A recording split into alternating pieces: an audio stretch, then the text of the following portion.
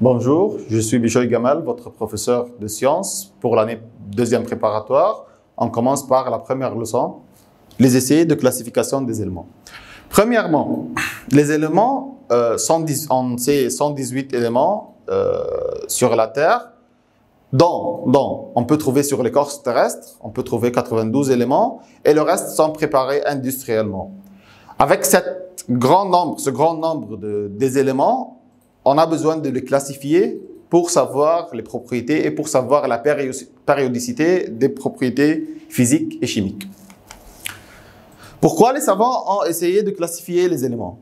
Premièrement, pour faciliter leur étude. Deuxièmement, pour trouver une relation entre les propriétés physiques et chimiques. Parmi ces essais, on peut dire la première, c'est Mendeleïev, la deuxième, c'est Moseley, et la troisième, c'est le tableau périodique moderne.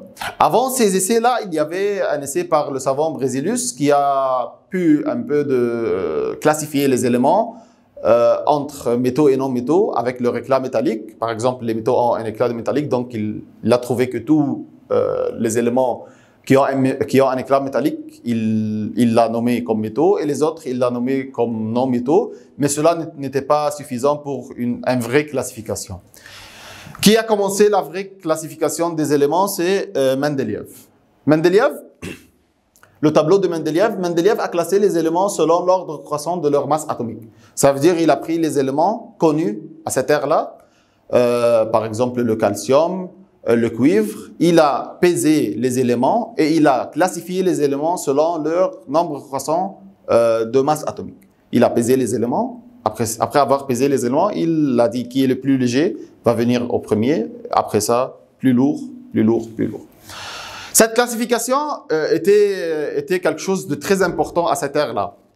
Surtout qu'il a trouvé la périodicité des éléments et leurs propriétés se répètent d'une manière périodique. Ça veut dire qu'il a trouvé qu'il y a un certain rang, à certains rangs là, il y a une répétition des propriétés.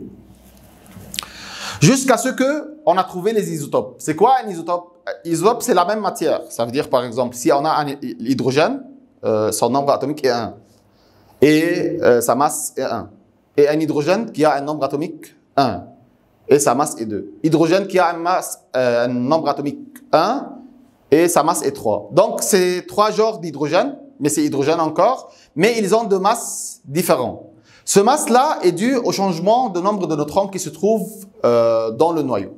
Donc, on sait que le nombre atomique est fixe, c'est 1 et 1 et 1 pour les 3, tandis que la masse du premier c'est 1, le deuxième c'est 2, le troisième c'est 3. Donc, on sait que le premier n'a pas de neutrons, le deuxième a un seul neutron, et le troisième a 2 neutrons. Le changement de nombre de neutrons peut changer le nombre de masse de l'élément sans changer le nombre atomique, et il peut nous donner des isotopes. On a encore les isotopes de carbone. Donc, une autre fois, les isotopes, c'est la même matière qui a le même nombre atomique, mais qui a plusieurs masses. Ça, ce sont les isotopes. Cela a bouleversé un peu ce que Mendeleïev a fait. Mendeleïev a déjà classifié les éléments selon leur masse atomique. Mais si un élément a plusieurs masses, il ne va pas être bien classé dans notre tableau périodique tableau de Mendeleïev. Et ce tableau de Mendeleïev, il nécessite une masse fixe. Et cela n'est pas dû. Parce que notre problème, les isotopes, on a plusieurs masses pour le même élément.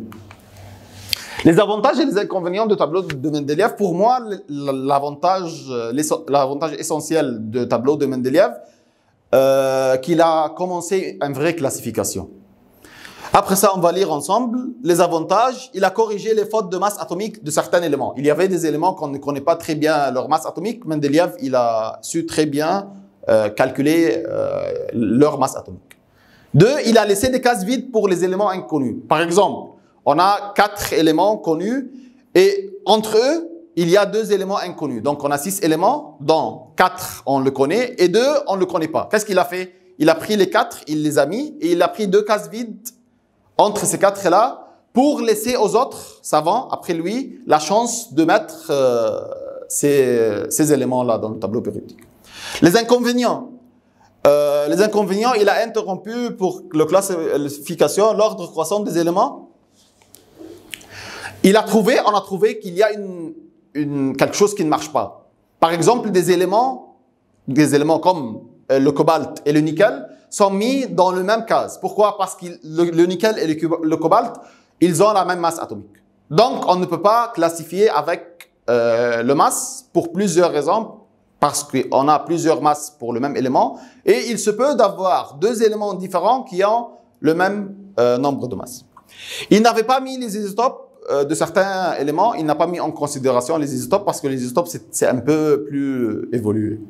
C'est pour cela que, à l'époque de Mendeleïev, c'était magnifique d'avoir une répartition, une classification, mais après ça, on a trouvé ses inconvénients. Merci pour Mendeleïev. Le tableau de Moseley. Moseley, il a pu constater qu'il y a quelque chose qui ne marche pas. Qu'en travaillant avec le nombre de masses, ça ne va pas marcher. Il va faire une autre idée, qui est le nombre atomique. On va lire, après ça, on va expliquer. Le principe était l'ordre croissant de nombre atomique. Lui, il n'a pas travaillé par la masse atomique parce qu'il y a plusieurs problèmes dans la masse atomique. Il a travaillé avec le nombre atomique. Le nombre atomique, c'est comme l'identité. L'identité de la personne ne se répète pas. Le nombre atomique ne se répète pas. Donc, l'hydrogène a un nombre atomique 1. Est-ce qu'il y a un autre élément qui a encore un nombre atomique 1? Non. Le hélium a un nombre atomique 2. Est-ce qu'il y a un autre élément qui a un nombre atomique 2? Non. Etc. Lithium 3, par exemple, l'hydrogène 7, néon 11, calcium 20. Chaque élément a sa propre nombre atomique. Donc, c'est très bien de classifier avec l'ordre croissant de nombre atomique parce que chaque case va avoir son propre nombre atomique. Il a ajouté le groupe 0 des gaz inertes à la fin. Donc, si on va voir le tableau périodique moderne, on peut trouver un peu le tableau périodique moderne ici. Le groupe des gaz inertes, ça se trouve à la fin. Ça, c'est le groupe 0. Il a mis ce groupe-là en retour. Il a divisé les éléments en sous-groupes A et B. Il a divisé les éléments en deux sous-groupes A et B. Il a laissé la place bas du tableau pour les lantinides et les actinides. Si on va voir le tableau périodique moderne, il y a en bas, ça c'est là, et ça c'est lantinide et actinide. Ça c'est le travail de Moseley. Bien. Le savant Bohr a découvert les 7 niveaux d'énergie. En plus, ce que Moseley a fait, excellent. Ça c'est la classification, le début de la classification ou la périodicité qu'on travaille avec laquelle jusqu'à nos jours là. Le début. Après ça, on va faire d'autres classifications. Le savant Bohr a découvert les 7 niveaux d'énergie. Ce sont quoi les 7 niveaux d'énergie? On sait déjà K, L, M, N. On a déjà pris ça. C'est le savant Bohr qui a découvert. Le tableau périodique moderne. Merci à Moseley. Moseley, elle a fait un travail excellent. Et sur son travail, on va continuer un peu. Le principe de classification, c'est le même principe de Moseley, mais on va ajouter quelque chose. C'est l'ordre croissant de leur nombre atomique. Pourquoi l'ordre croissant? On va redire parce que le nombre croissant, le nombre atomique, c'est pour chaque élément, c'est seul. Ça indique l'élément. Ça veut dire, par exemple, si je veux dire hélium, le nombre atomique c'est quoi? C'est 2. Il n'y a pas de hélium qui a un nombre atomique différent que 2. Si on va dire par exemple le fer. Le fer, son nombre atomique combien? 26. Est-ce qu'il y a de fer qui a un nombre atomique plus ou moins que 26? Non, c'est 26. L'ordre croissant de leur nombre atomique et la façon de remplir les sous-couches. On a trouvé, à cette époque-là, qu'il y a dans chaque couche, il y a des sous-couches. Par exemple, la première couche qui est K, il y a dans cette couche-là une seule sous-couche qui est le S. La deuxième couche qui est L, elle a deux sous-couches, S et P. La troisième couche qui est M, elle a 3 sous-couches, S, P, D, ainsi de suite. Jusqu'à la 4e sous-couche, F. Le nombre d'éléments est 118, 92 dans l'écorce terrestre et le reste sont fabriqués industriellement. Ça, on a déjà dit et on a expliqué. Les propriétés du tableau périodique moderne. Le tableau périodique moderne, on va voir. Il a 7 périodes. Donc, si on va regarder, ça c'est 1, 2, 3, 4, 5, 6, 7. Donc, on a combien de périodes? On a 7. Et 7, dans ces deux périodes-là, on a pris un tiret comme ça pour continuer à la fin. Donc, ce ne sont pas les lentinides et l'actinide, ce ne sont pas deux périodes supplémentaires, mais ça se trouve ici. Mais pour que le tableau soit un peu compact, on l'a mis en bas. Donc, il y a combien de périodes? 7 périodes horizontales. Et combien de groupes? 18 groupes verticaux. Donc, si on va compter 1, 2, 3, 4, jusqu'à 18 à la fin. Bien. Le bloc S, il a divisé son tableau en blocs. Donc, on va redire une autre fois. Combien de périodes horizontales? 1, 2, 3, 4, 5, 6, 7. Et combien de groupes verticaux? 1, 2, jusqu'à 18 à la fin. Bien. Les blocs, il a fait combien de blocs? Il a fait 4 blocs. Le premier, c'est A. Ou on peut dire bloc S. Et le dernier, c'est P. Au milieu, ce qui est en rose, c'est D. En bas, c'est F. Donc, on a combien de blocs? On a 1, 2, 3, 4 blocs. Bien.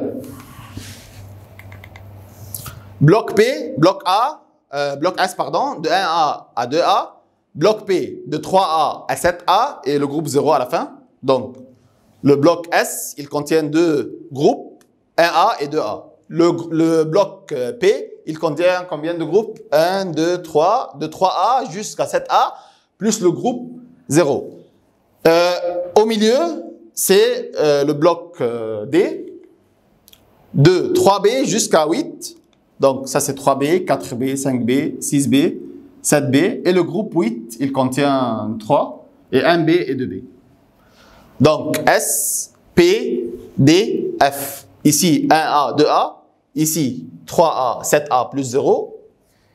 Ici, de tout le B, mais faites attention, le groupe 8 contient 3, on peut dire sous-groupes. Bloc D, en bas. Non, ça c'est bloc D, ça c'est bloc F, pardon. Bloc F, les lentinides et les actinides, on a déjà dit. Merci pour votre attention. On a terminé la première leçon. On se voit dans le deuxième.